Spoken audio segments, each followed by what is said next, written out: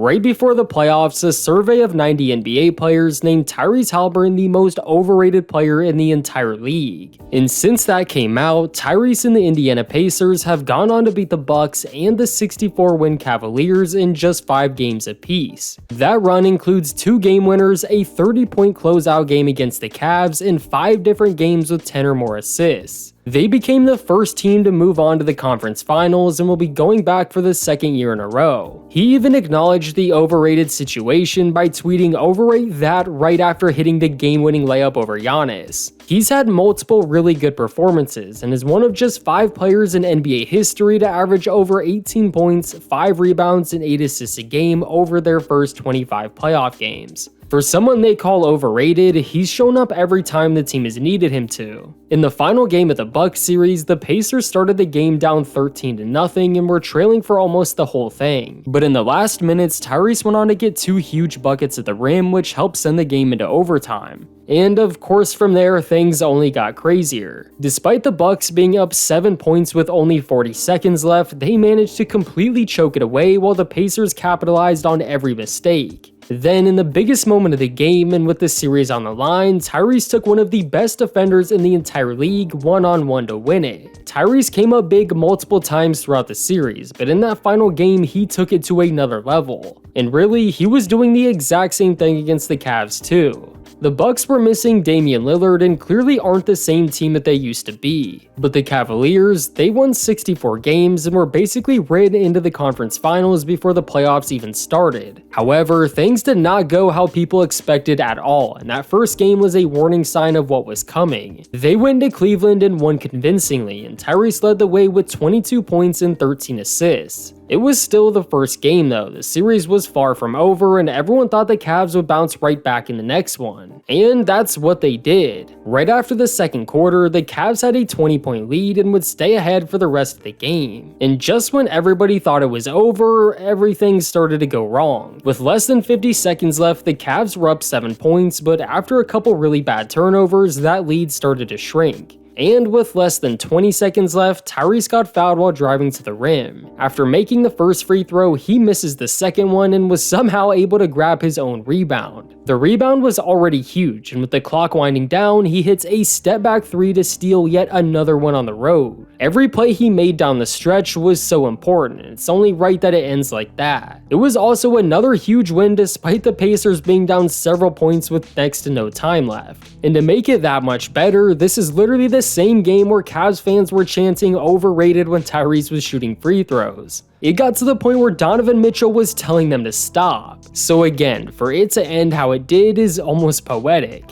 I don't get why fans continue to poke the bear during the playoffs. We've seen it so many times before and it never works out for the home crowd. Anyways, just like that, the Pacers had a massive advantage in the series. After the Cavs won Game 3, the Pacers came out in the next one and absolutely dominated. The score was 80-39 at halftime. That's a 41-point lead. They went on to win by 1,000, and in Game 5, Tyrese had one of the best games in his playoff career. He finished with 31 points and 8 assists and kept them alive throughout the whole thing. The Cavs have a record of 36 wins and 5 losses when they play at home in Rocket Arena versus any team other than the Pacers. Yet their record at home when they actually do play the Pacers is 0-5. They've had the Cavs number all year, and that started all the way back in the regular season. It also helps when you have one of the best floor generals and clutch players in the NBA. When you think of some of the most clutch players in the league, Tyrese might not be one of the first names that comes to your head, but I promise you he's up there. He has more clutch moments in the playoffs already than a lot of big name players do, and anytime the team needs a clutch shot, not only is he there, but it feels like he always delivers.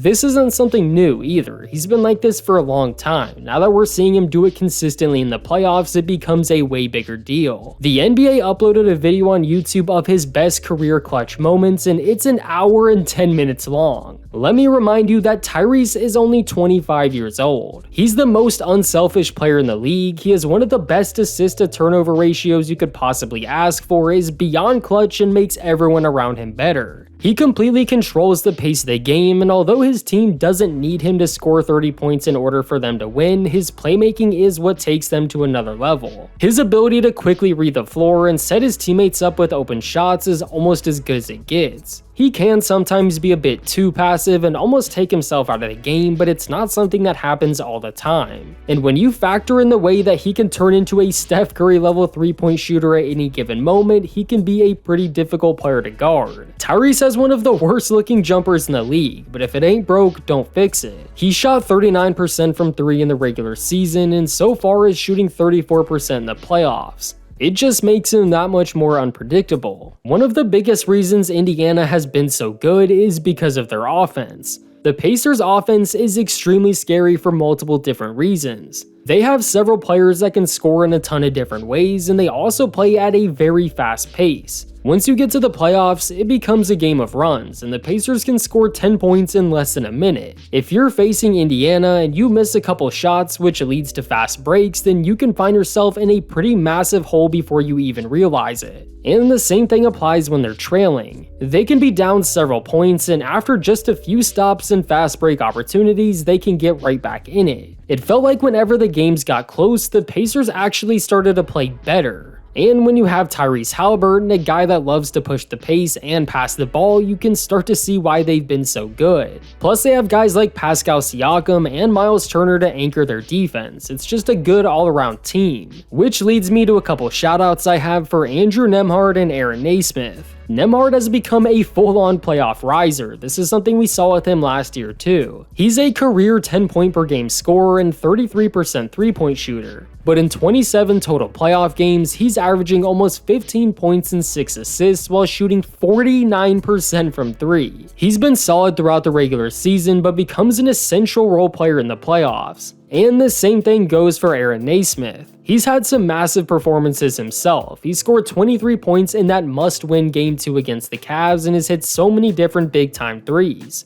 I mean, just like Nembhard, Naismith is shooting 48% from 3. Both of those guys might not be the biggest named players, but they've been some of the most important. I know this video is mainly focusing on Tyrese, but this team really is much more than just him. I think that's part of the reason why people think he's overrated in the first place. The Pacers aren't built around his success, he's just a player that elevates everyone around him. A lot of teams need or expect their star player to score 30, but this team isn't built that way. They have several different players that can score. Tyrese is there to make it easier for everyone to do that. He'd rather have 30 assists. That's why he's so hard to guard. It's difficult to stop someone who's constantly setting up other players, on top of the fact that he can still score himself. They can win games even when he isn't scoring a ton of points, but by no means am I saying that they're fine without him. They have a record of 24 wins and 3 losses in games where he scores over 20. The passing is always there, so when he's also scoring on top of it, the Pacers become borderline unstoppable. So is Tyrese Haliburton overrated? No, I actually think it's the complete opposite, and it's been that way. He's done nothing but overperform since joining the Pacers and was on the gold medal winning USA team for a reason. But now they have a chance to go to the finals for the first time in 25 years.